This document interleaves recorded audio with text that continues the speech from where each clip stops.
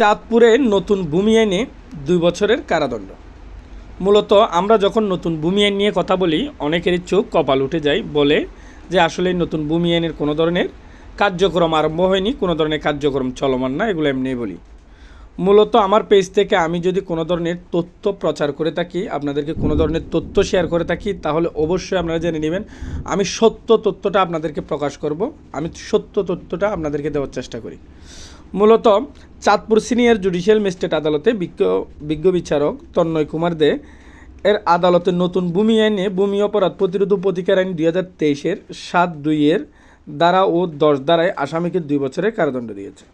সম্ভবত এই রায় এই আইনের অধীনে প্রথম।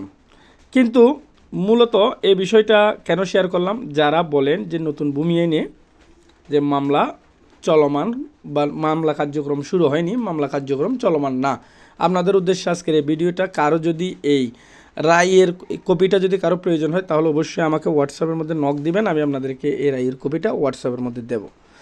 মূলত আর সবাইকে অনুরোধ করব এই ভিডিওটি শেয়ার করবেন, ভূমি অপরাধীদের মনে যেন আতঙ্ক সৃষ্টি হয়।